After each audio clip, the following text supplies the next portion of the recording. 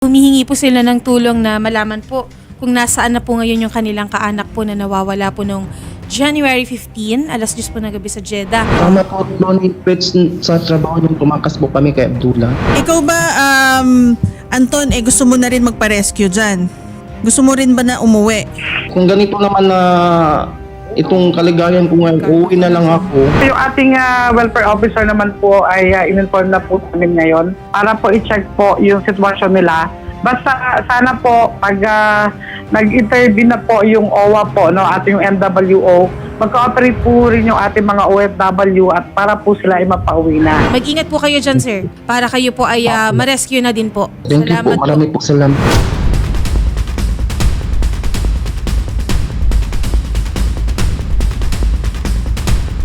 Based po sa Migrant Workers Office Assistance to Nationals Unit, sila po kasi yung nag-handle pag meron na pong pinail po na case po. Yung pinail po sa anak nyo na si Fritz po is a runaway case po. And then, as per update po ng aming welfare officer, si welfare officer Bores, but our welfare officer po is closely monitoring po yung case ni Fritz. Ang MWO po is headed by our labor attaché naman eh. So, what we do, ang ginagawa nila, i-coordinate yan, pakausapan sa employer, i-withdraw yan, at bigyan na ng exit visa at makauwi na po si Fritz para makapiling nyo na po siya. Meron po bang pananagutan para naman po sa ating mga agency na kumbaga po ang isang OFW papapirmahin nila ng isang certain contract na ang trabaho nila halimbawa po ay massage therapist pero pagdating po doon iba naman po pala yung pinapatrabaho sa kanya. May pananagutan po ba ang agency sa ganun? Definitely, hindi lang po agency. Ang may kasi po laging ang parties po sa employment contract ng OFW ay laging 4. Our OFW, our Philippine Recruitment Agency, Foreign Recruitment Agency, ito po yung counterpart sa ibang bansa. And then the employer. So yung tatlo na po yan ay may joint and solidary liability under the law. Yung nangyari po kila Fritz, so iba po yung nakalagay po sa kanilang OEC at employment contract signed in the Philippines. And yet, pagdating doon, ginawa silang massage therapist. So, there is a clear case of misrepresentation. So, it could be suspension of license po ng Philippine Recruitment Agency or cancellation. So, depends kasi po kung ano po yung violation. But in this particular case po, so it could be suspension to cancellation. Depende po sa evidence. But as a general rule po, pag sinabi po ng OFW natin yan, at eto, may record pa sa OWA, at sa MWO, madali pong i-prove yan. Kung makakauwi po si Kuya Fritz, yung ating OFW, ano po yung additional assistance or ano po yung extended pa na tulong na maaari pong ma-provide ng OWA? Okay, nang balik Pinas, balik hanap buhay. Ito po ay capital po na binibigay po ng OWA para sa mga distressed OFW katulad ni Fritz. Napapasalamat po ako sa inyo, ma'am. At saka po sa Rapitol po in Action pa, maraming salamat po sa pagtulong niyo po. Maraming pong salamat, attorney, sa inyo. At hindi niya pinabayaan ang anak ko. Tsaka kay Sir Ignacio po, pakiabot na lang po. At saka Sir Tol po, malaking pasalamat po namin sa inyo. Pag makaluwi na rin ang anak ko. Salamat po. Opo, ma'am. Good morning, Migs. This is Attorney Malonzo. So, we wanted to know ano na yung status ngayon. Kasi di ba nasa jail si Fritz? Para anong assistance ang binibigay nyo ngayon kay Migs? Very possible po na siya ay mapauwi na kasi like sa system po siya ay nakahurog or takas.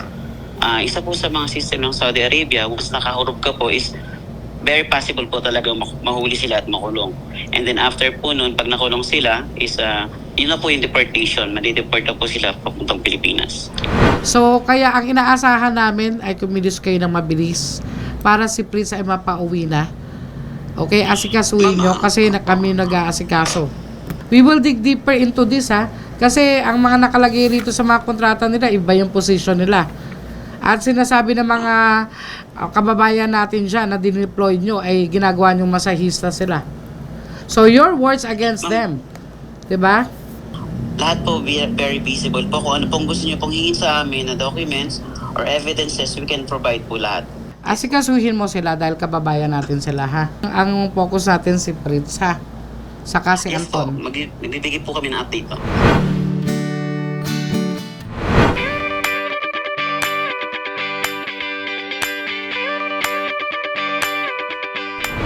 mapiling na natin Yes. ang ating OFW. So, happy news ito. Yes po. Ito po, nasa studio po natin yung mismong OFW na si Mr. Si John John Fritz Fritz Espinosa. Kasama niya po ang kanyang nanay na si Nanay Cecilia Espinosa At ang ang kapatid. kapatid po na si Ma'am Criza May Espina.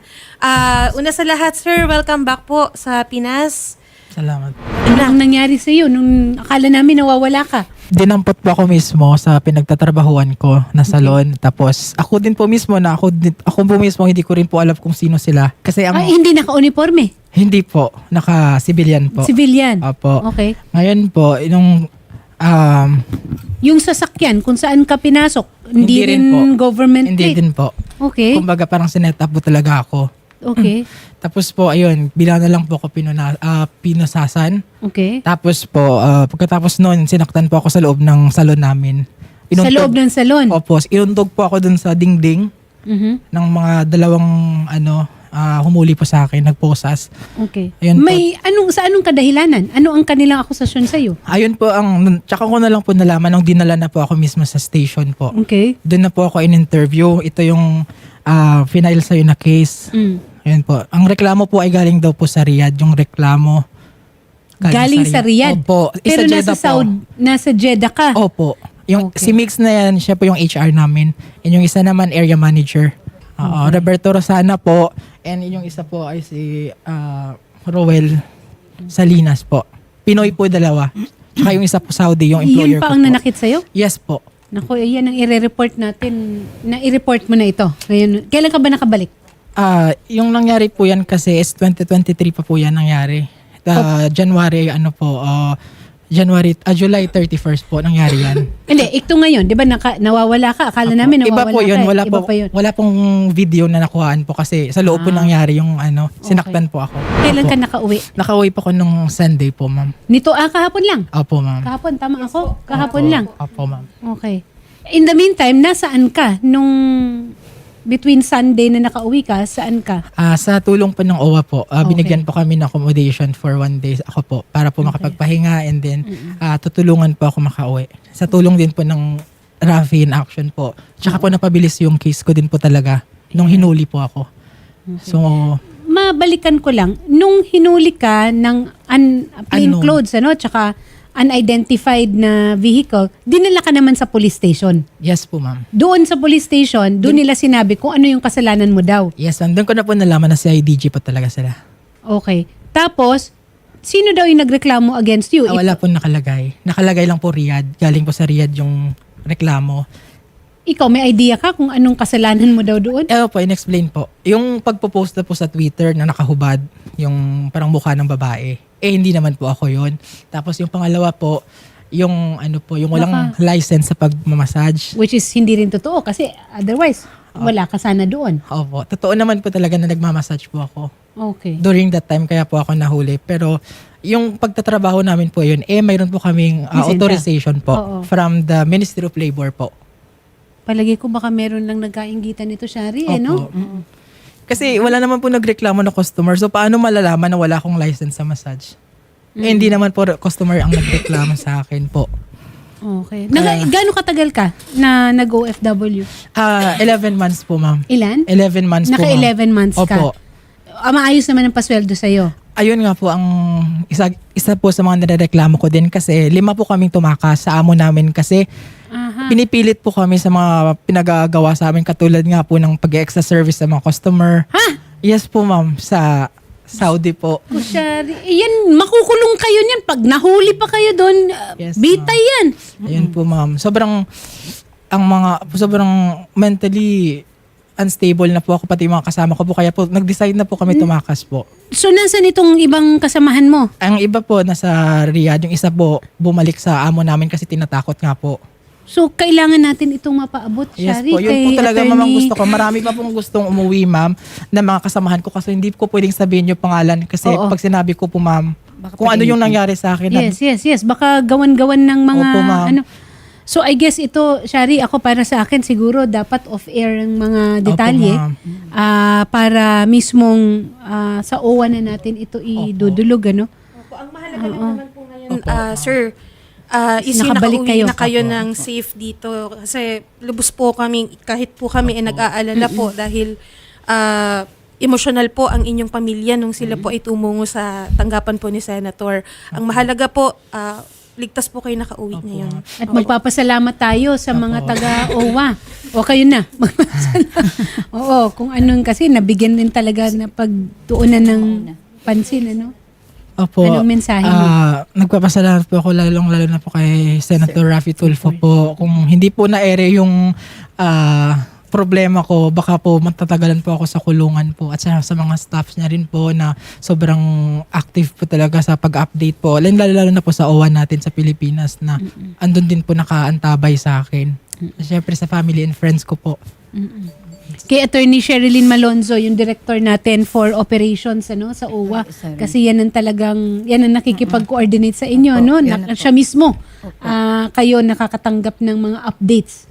Mabuhay po kayo, Attorney Sherilyn Malonzo. So hindi rin kayo pinapaswelduhan.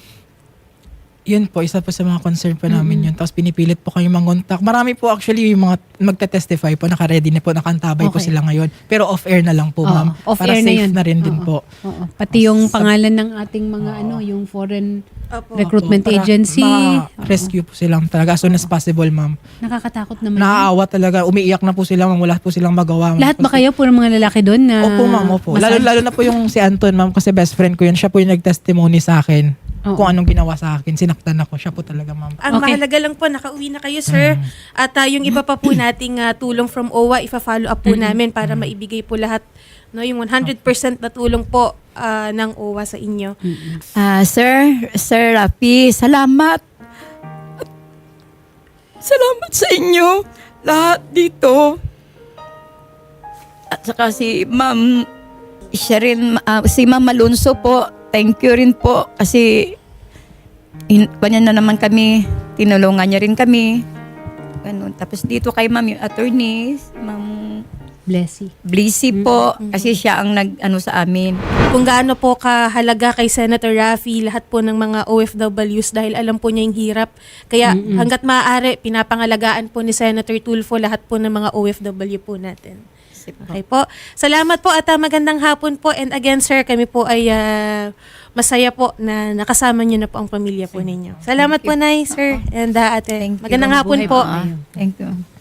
Salamat po. Yan, at least merong happy. Oo nga, Yes, Ma'am. Happy happy news, happy update. Yes po. Tsaka ang bilis. January 18 in 2 weeks. Yes po.